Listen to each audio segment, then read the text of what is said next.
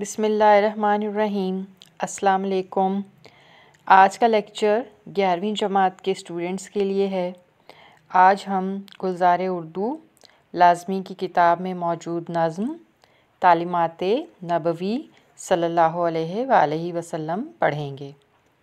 نظم پڑھنے سے پہلے اس نظم کو لکھنے والے شاعر مولانا الطاف حسین حالی کے بارے میں کچھ جانتے ہیں۔ مولانا الطاف حسین حالی 1837 میں پیدا ہوئے۔ آپ غیر معمولی صلاحیتوں کے مالک تھے۔ حالی سر سید تحریک کے پرجوش اور سرگرم کارکن تھے۔ انہوں نے سر سید تحریک سے یہ سیکھا تھا کہ اپنی قوم کی خدمت کی جائے اور قومی زندگی پر صدیوں کے زوال سے تکلف، مبالغے اور منافقت کے جو پردے پڑ گئے تھے انہیں دور کیا جائے اور قوم کو حقیقت پسندی سے حالات کا جائزہ لینے کے قابل بنایا جائے۔ حالی نے اس روایت پرستی، مبالغہ آرائی کا طلسم توڑا۔ انہوں نے شاعری کے چند اصول مقرر کیے کہ شعر کو سادہ، حقیقت پسند اور پرتاثیر ہونا چاہیے، خواہ لفظی و معنوی سجاوٹوں سے بالکل عاری ہو۔ انہی اصولوں کے مطابق انہوں نے خود بھی شاعری کی۔ حالی کے کلام میں درد و گداز، شائستگی اور گہرائی پائی جاتی ہے۔ اس کا سب سے عمدہ نمونہ مسدس مد و جزر اسلام ہے۔ ہماری یہ نظم جو نصاب میں شامل ہے تعلیمات نبوی، یہ بھی مسدس مد و جزر اسلام سے ہی لی گئی ہے۔ اس میں مسلمانوں کے ماضی اور حال کا جائزہ ایسے دلی درد اور سچے جذبہ محبت سے لیا گیا ہے کہ یہ نظم شائع ہوتے ہی تمام ملک میں مقبول ہو گئی اور آج تک اس کی مقبولیت برقرار ہے۔ خود سر سید نے، جن کے کہنے پر حالی نے یہ مسدس لکھی تھی، اس کو اپنے لیے ذریعہ نجات قرار دیا ہے۔ حالی کی دوسری نظمیں اور غزلیں جو ان کے دیوان اور مجموعہ نظم حالی میں شامل ہیں، ان کے انہی جذبات اور اصولوں کی حامل ہیں۔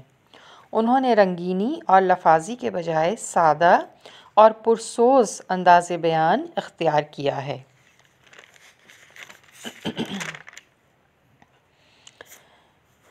مولانا الطاف حسین حالی نے کئی سوانح عمریاں تصنیف کیں۔ سب سے بڑھ کر مقدمہ شعر و شاعری جیسی اہم کتاب تصنیف کر کے اردو میں پہلی بار اصول تنقید مرتب کیے۔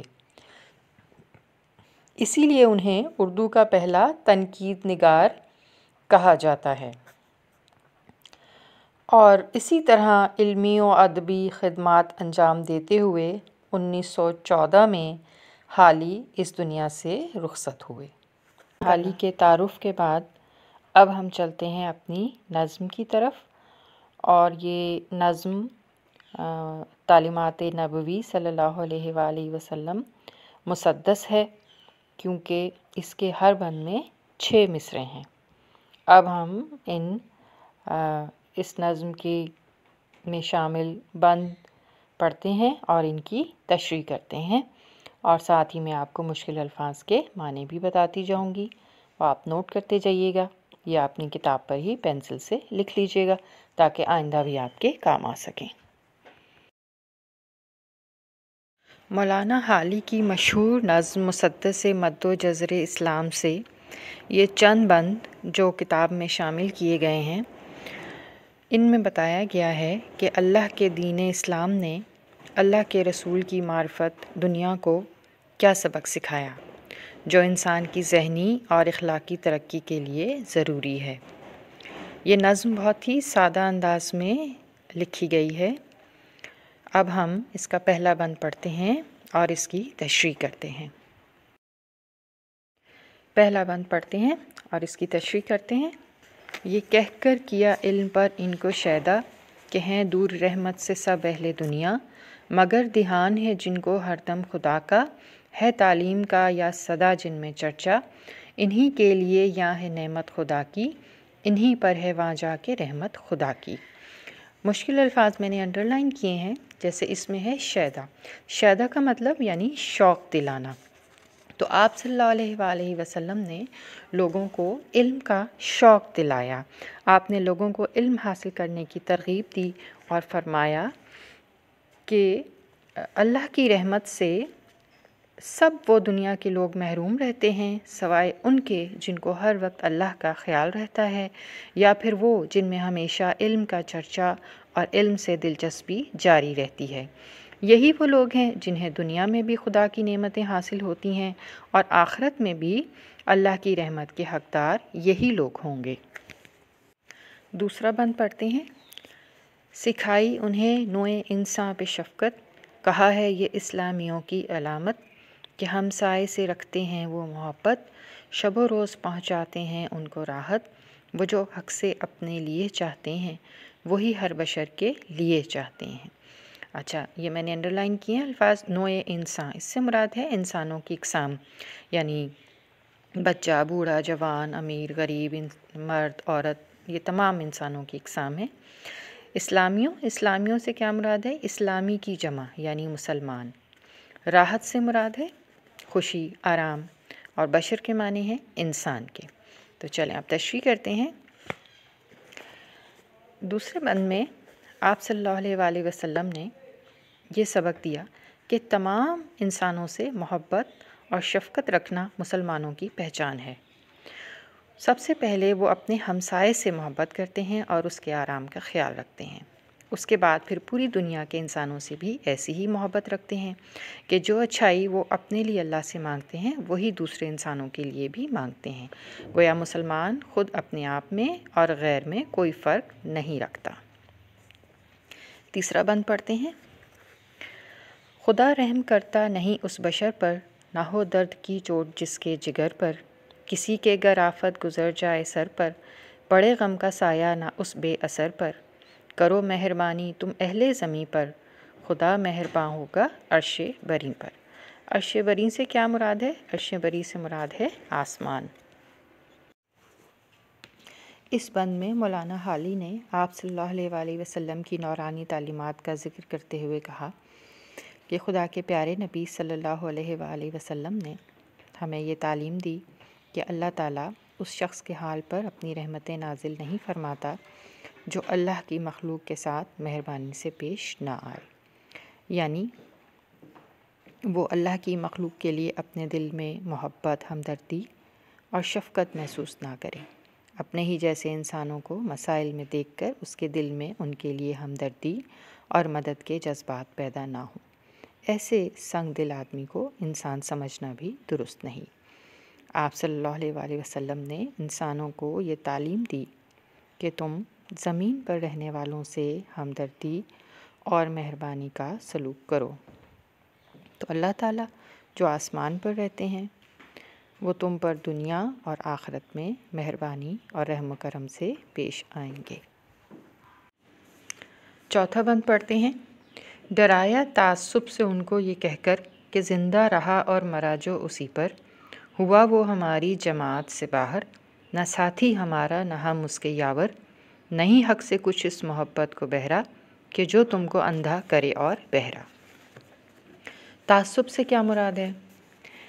انسان سے محبت کرنے کا قدرتی نتیجہ یہ ہے کہ آدمی کسی دوسرے آدمی سے قوم، رنگ، نسل، زبان وغیرہ کی بنیاد پر دشمنی نہ رکھے۔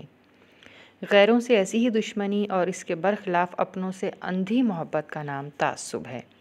اپنے رنگ پر، اپنی نسل پر، اپنے خاندان پر فخر کرنا اور دوسروں کو حقیر سمجھنا، اس سے جو ہے وہ منع فرمایا گیا ہے۔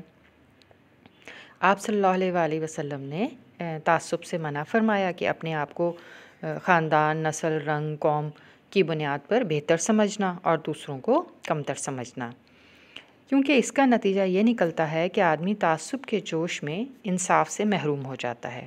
وہ کسی کام کو اچھا یا برا اس لیے نہیں مانتا کہ انصاف کا یہ تقاضا ہے، بلکہ اس کے نزدیک ہر وہ کام اچھا ہے جو اس کی اپنی قوم، برادری، نسل کے لیے مفید ہو، چاہے ساری دنیا کے لیے کتنا ہی نقصان دہ ہو، اور ہر وہ کام اس کے نزدیک برا ہو جاتا ہے جو اس کی قوم کے لیے برا ہو، چاہے ساری دنیا کے لیے مفید ہو۔ لہٰذا نبی کریم صلی اللہ علیہ وآلہ وسلم نے مسلمانوں کو تعصب سے منع فرمایا اور صاف صاف الفاظ میں بتا دیا، جو کوئی بھی تعصب میں مبتلا رہا اور اسی حالت میں مر گیا، اس کا ہم سے کوئی واسطہ نہیں، وہ ہماری اسلامی جماعت سے باہر ہو گیا، نہ وہ ہمارا ساتھی ہے نہ ہم اس کے مددگار ہیں۔ کیوں؟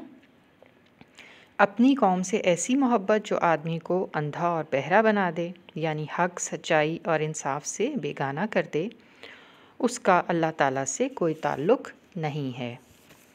اب اس میں یاور کا مطلب کیا ہوتا ہے؟ ساتھی، مددگار۔ بہرا، یہ جو ایک تو بہرا نیچے والی لائن میں ہے نا الف کے ساتھ، جس کے معنی نہ سننا ہے، اور ایک اوپر ہے بہرا جو نہیں حق سے کچھ اس محبت کو بہرا، تو اس بہرا کے معنی ہے یعنی حصہ ہونا، ٹھیک ہے؟ تو اللہ تعالیٰ کو ایسی محبت جو ہے اس میں کوئی اللہ تعالیٰ کو وہ پسند نہیں ہے جس میں کہ انسان تعصب کرے، اور یہ تعصب جو ہے وہ انسان کو اندھا اور بہرا بنا دیتا ہے۔ اگلا شعر پڑھتے ہیں، اگلا بند پڑھتے ہیں، 5واں بند۔ بچایا برائی سے ان کو یہ کہہ کر کہ طاعت سے ترک معاصی ہے بہتر، تورع کا ہے ذات میں جن کے جوہر، نہ ہوں گے کبھی عابد ان کے برابر، کرو ذکر اہل ورا کا جہاں تم، نہ لو عابدوں کا کبھی نام وہاں تم۔ اس بند میں شاعر نے یہ بتایا ہے کہ نبی کریم صلی اللہ علیہ وسلم نے مسلمانوں کو یہ تعلیم دی ہے کہ اللہ کی نافرمانی چھوڑ دینا اللہ کی زیادہ سے زیادہ عبادت کرنے سے بہتر ہے، یعنی گناہوں سے پرہیز کرنے والا اور عبادت میں زیادہ انہماک نہ رکھنے والا اس شخص سے کہیں بہتر ہے جو عبادت تو دن رات کرتا رہتا ہو مگر اس کے ساتھ ہی گناہوں کا سلسلہ بھی جاری رکھے۔ تورع یعنی برائیوں سے بچنا، اس کی خوبی رکھنے والا شخص عبادت گزار شخص سے افضل ہے، اور عابد کبھی اہل ورا کے برابر نہیں ہوں گے، لہٰذا جہاں اہل ورا کا ذکر ہو رہا ہو وہاں عابدوں کا نام بھی نہیں لینا چاہیے، کیونکہ اہل ورا جو کہ پرہیزگار لوگ ہیں، متقی ہیں، گناہوں سے بچتے ہیں، ان کا مرتبہ عابدوں سے بہت بلند ہوتا ہے۔ عابد یعنی عبادت کرنے والے۔ تورع، اچھا پہلے یہ ہے ترک معاصی، معاصی کا مطلب گناہ، ترک معاصی یعنی گناہوں کو ترک۔ تورع کے معنی پرہیزگار کے، اہل ورا کا مطلب پرہیزگار، گناہوں سے بچنے والے، عابد یعنی عبادت کرنے والے، اور ترک معاصی جیسے میں نے آپ کو بتایا گناہوں سے بچنا، معاصی معنی گناہ، ترک معنی بچنا، چھوڑنا کسی چیز کو، گناہوں کو چھوڑ دینا۔ تو اس دوبارہ سے بتا دیتی ہوں، اس بند میں شاعر نے یہی کہا ہے کہ وہ لوگ جو پرہیزگار ہیں، جو گناہوں سے بچتے ہیں، گناہ نہیں کرتے، ان کا رتبہ زیادہ ہے بنسبت ان لوگوں کے جو عبادت کرتے رہتے ہیں، بہت عبادت گزار ہیں لیکن گناہوں کا سلسلہ جاری رکھتے ہیں۔ تو شاعر یہی کہتا ہے کہ جہاں تم پرہیزگار اور متقی لوگوں کا ذکر کرو جو گناہ نہیں کرتے، تو وہاں کبھی عابد عبادت کرنے والوں کا ذکر نہ کرو، کیونکہ عبادت کرنے والے پرہیزگاروں سے زیادہ بڑا رتبہ نہیں رکھتے ہیں۔ کرو ذکر اہل ورا کا جہاں تم، نہ لو عابدوں کا کبھی نام وا تم۔ تو یہ مت کہو کہ عبادت کرنے والے اور پرہیزگار دونوں برابر ہیں۔ آج اس نظم کے 5 بند ہم نے پڑھ لیے ہیں اور 3 بند رہ گئے ہیں، تو بقیہ 3 بند کے اشعار کی تشریح اور اس نظم کا مرکزی خیال انشاءاللہ میں اگلے لیکچر میں بتاؤں گی، تو میرا اگلا لیکچر دیکھنا مت بھولیے گا، اور اگر یہ ویڈیو پسند آئی ہو تو اسے لائک کیجیے گا، شیئر کیجیے گا، اگر آپ کوئی سوال پوچھنا چاہتے ہوں تو کمنٹ میں لکھیے گا، اور کوئی بات آپ کو سمجھ میں نہ آئی ہو، کوئی الفاظ آپ کو سمجھ میں نہ آئے ہوں، کچھ بھی پوچھنا چاہتے ہوں تو آپ کمنٹ میں لکھ کر پوچھ سکتے ہیں۔ اگر اب تک آپ نے میرے چینل کو سبسکرائب نہیں کیا تو سبسکرائب کر لیجئے، تاکہ آئندہ بھی آپ کو میری ویڈیوز ملتی رہیں اور آپ اپنی پڑھائی کا سلسلہ جاری رکھیں۔ تو پھر ملیں گے انشاءاللہ اگلے لیکچر میں، جب تک کے لیے اللہ حافظ۔